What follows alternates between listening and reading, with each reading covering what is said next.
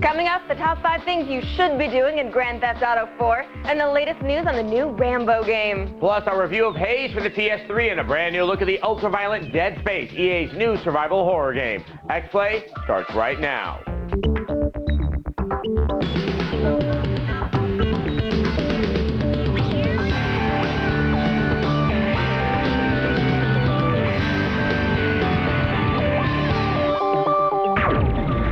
Greetings and welcome to X-Play. I'm Adam Sessler. And I'm Morgan Webb. We're coming to you from the G4 studios in Los Angeles on Tuesday, May 20th. Now, later in the show, we have the latest nasty zero punctuation, as well as our enraged review of Great War Nation's The Spartans. But first, let's get all the day's top stories in our gaming update.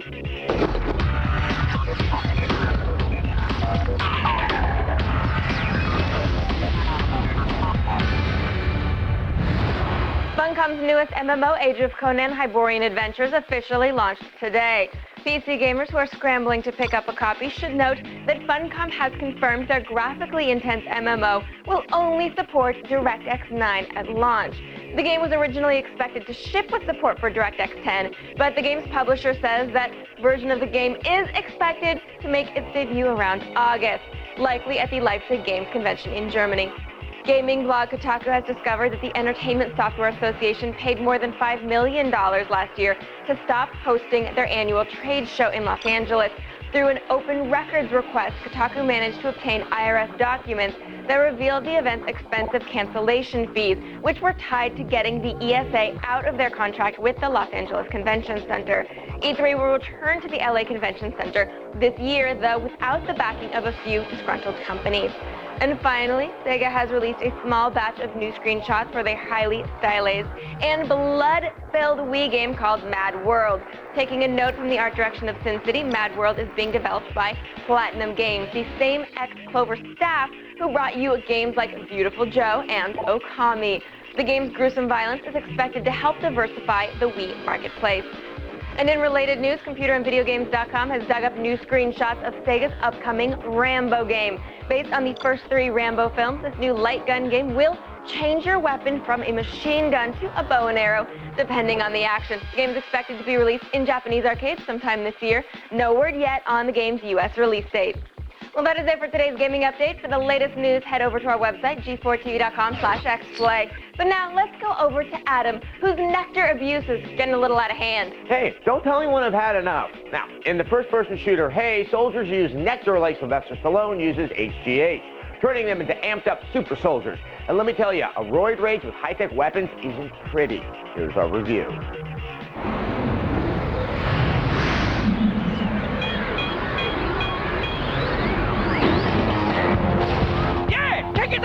If you've been following our show, you'll know all about the story behind Haze at this point.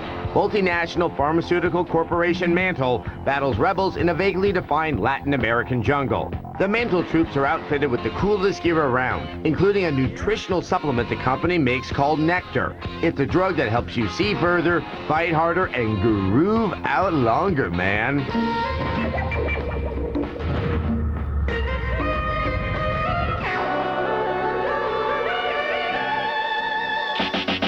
So, the drug has some problems, but they're nothing compared to the problems with Haze itself. See, this is the kind of game that's aggressively average on every level. I was all like pow, pow, pow, yeah! From the moment you put the game into your PS3 and experience a 5-minute install time, you should know you're in for an experiential letdown. There's a transparent story with an obvious plot twist and characters you've seen a million times over. Hey, there's the violently aggressive military captain. You mother eggs!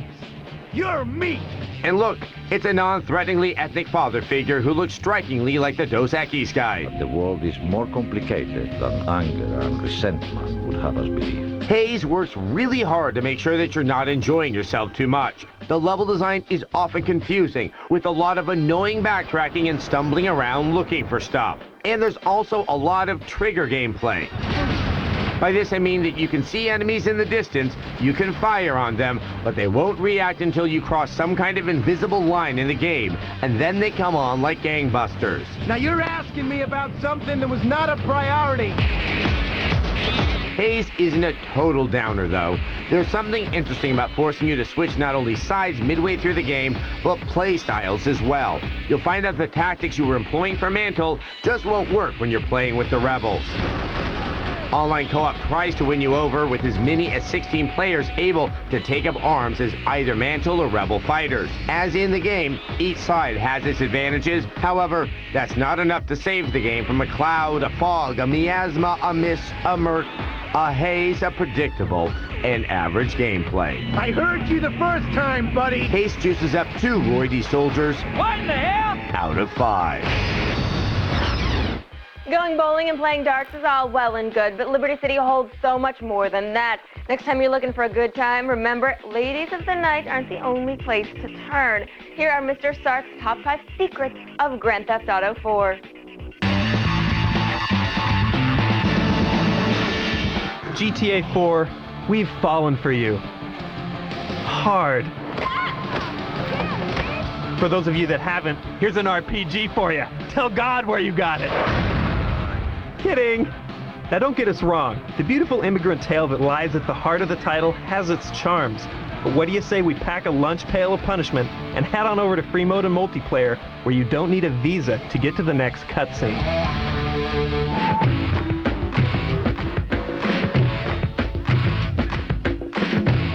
Number 5 takes you out to Francis Airport. In Tailspin, you'll need speed and accuracy to corkscrew your ride. Deliver enough spins to unlock an achievement point. Number 4 is another place where certain vehicles don't belong. Motorcycle in the skate park. It's a tight fit, but when you nail it just right, the plankers will watch in awe like an older person exhaling their last breath at the sight of a flock of Canadian geese.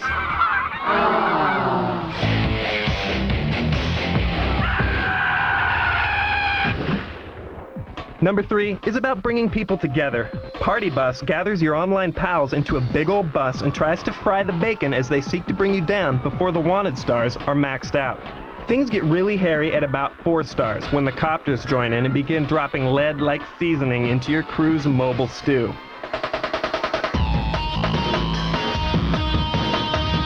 Number 2 tells us that the residents of Liberty City don't have to be content with the drive-by style of shooting. Fly-by shooting is a hella good time to get your bras and bros into their own copters and to then proceed to gain angles for airborne execution. Drop down to street level to exploit poor flying skills. See if you can take out the pilot. Or better yet, just ram the sucker. Finally, number 1, Heart of the City, brings to mind an old put-down stating, "The last time you were inside a woman, you were in the Statue of Happiness." And it's there you'll find an interesting pulmonary Easter egg. Eject at just the right spot, enter, climb a ladder, and discover a giant beating heart. Hit it with a few bullets, but not too many. If you kill Liberty, there may not be a GTA 5.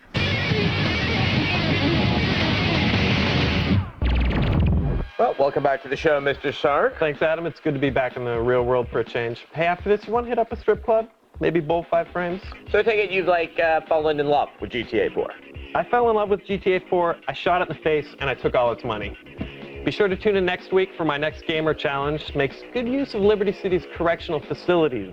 Now, if you'll excuse me, I have 20 virtual dollars I need to blow. Okay, well, this Halloween, Electronic Arts wants to put you into the fetal position, not through microtransactions, but by eliciting genuine fear. Dead Space can be described as Silent Hill meets Arthur C. Clarke meets I'm Gonna Have Nightmares. Here's your all-access look.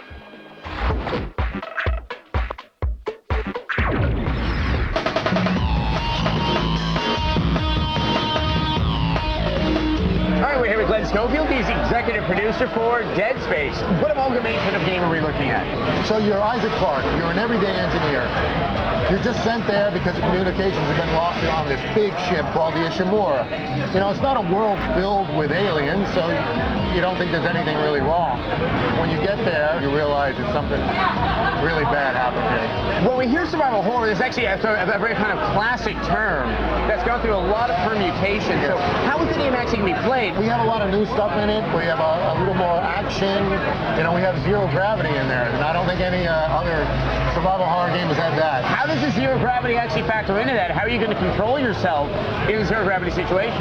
What we said is we want to be as real as possible. So if you shoot yourself off into space, that's where you're going, because that's what zero G is about.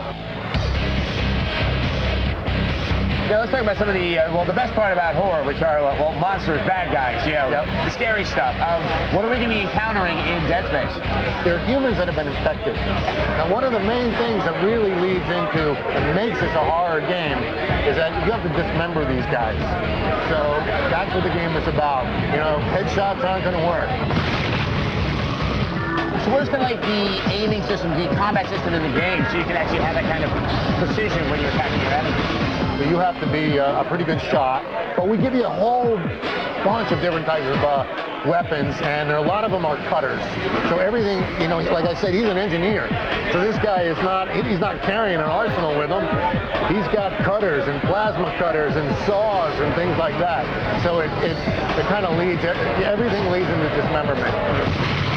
Well, it sounds like the game is coming out for right around Halloween time. Halloween. All right, I cannot wait to play it. Thanks so much for your time. Thank you very much. All right.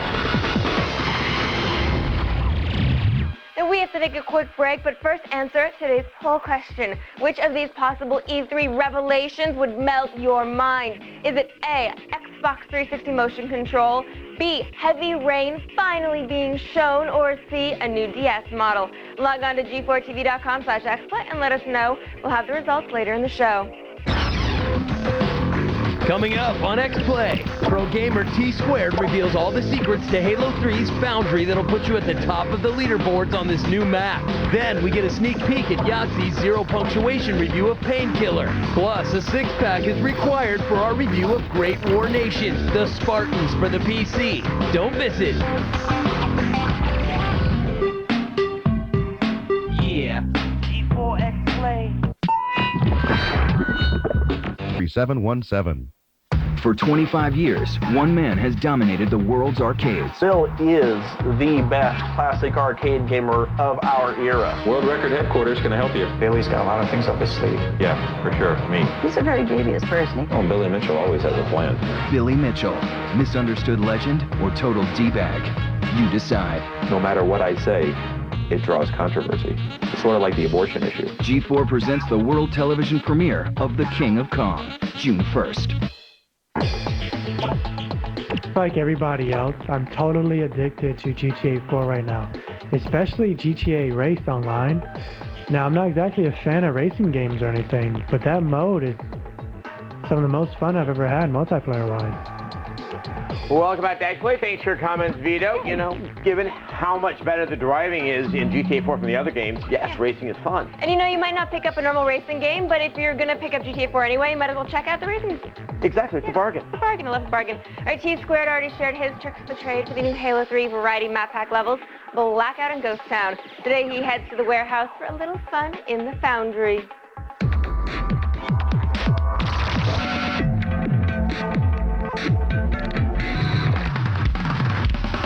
What's up, everybody? I'm Tom Taylor. But you know me as T-Squared. I'm part of the MLG team, straight ripping. I've got the Halo 3 tips that'll have you fragging like a pro. Here's some awesome jumps and hiding spots on the map Foundry. This jump right here will get you to the top of the map in no time. First thing you have to do is make sure you have a grab lift. You need it to get to the top. Once you get there, you jump onto this fusion coil, then go to the cargo crate, lay down the grab lift, and get to the top of the map. You can run all the way on the outer ledge. Make sure you don't fall off, otherwise you're gonna look like a dummy. After that, it's headshot, headshot, headshot with your sniper rifle. This next one is a 4-part jump. Each of the jumps are fairly easy, but you have to land them in succession, which makes it a little tricky. The way you do it is jump onto the red ledge, make your way to the cargo crate, get to the top of the red ledge, and then jump to the top. Make sure you bring your sniper rifle, because once you get up there, it's more headshots. This next jump is probably the hardest on Foundry. The way you do it is you jump through the window into the courtyard. It's awesome for escaping from enemies chasing you. The best time to do this jump is when you're getting shot at, so make sure you can do it under pressure. What you do is you aim for the top window, run forward, and crouch. If you crouch too late, you're gonna end up being stuck in the window and you'll look stupid. But if you do it right, you're gonna have a clean getaway. The enemy's gonna have no idea where you went. Follow these tips and you'll lay down a firm foundation for victory. Now, one of the benefits of moving the island is that the normal rules of the time-space continuum no longer apply. We here at X-Play have a similar ability that allows us to glimpse into the future and get a sneak peek of tomorrow's zero punctuation today.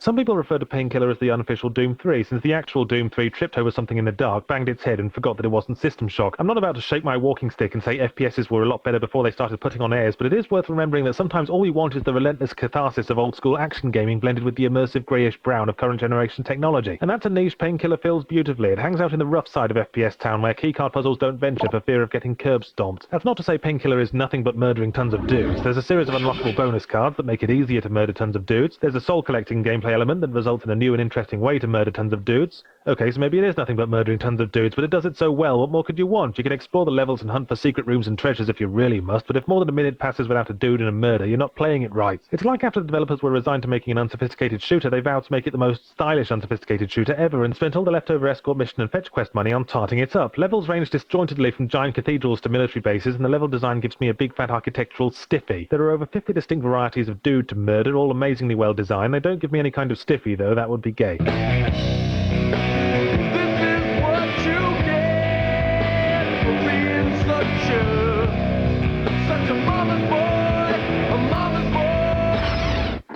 Remember, you can get Zero Punctuation's full uncensored look at Painkiller only at escapistmagazine.com, and X-Play will have new previews every Tuesday night. When X-Play makes its dramatic return, we review Great War Nations the Spartans for the PC. I smell a 300 cash-in. But first, let's see who are the best contemporary grunts in today's leaderboard for Call of Duty 4.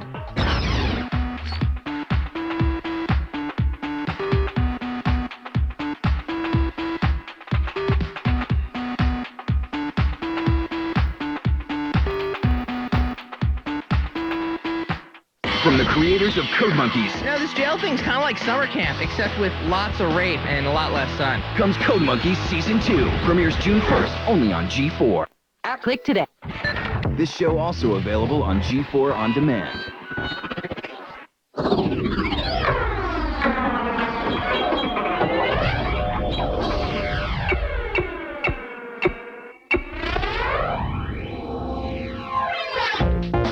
Welcome back to X-Play. Earlier in the show, we asked you what would be the ultimate E3 revelation. Well, right now, the winner with the most superdelegates is 360 motion control with 52%. We'll find out all the goods on E3 when X-Play and G4 head to the LA Convention Center for this year's action in July. Tune into our daily coverage and be the first to have your mind melted. Now, the success of 300 has spawned new... Now, a film crew set out to document the world of competitive arcade gaming, and what they discovered instead was an epic conflict. G4 presents the battle for gaming's most controversial world record. Catch the King of Kong World Television premiere June 1st, only on G4, and log on to g4tv.com/King of Kong for info and updates. Have you lost your way? Well, you passed the X-Play replay a couple miles back.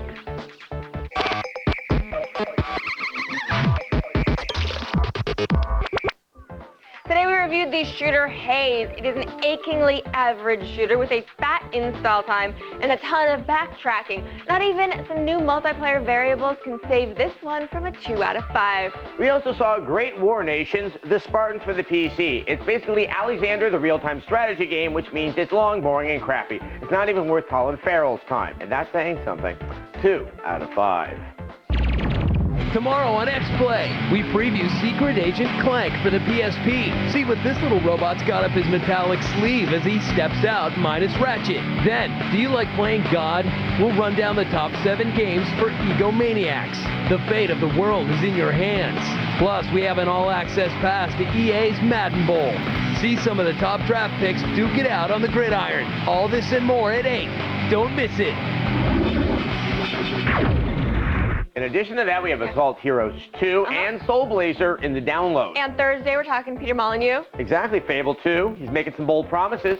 There's a shocker. Someone like him. But you know, we're actually cautiously optimistic this time. I'm actually even a little bit more than cautious, but I'm not going to say what that word is. All right, see you next time. Thanks for watching.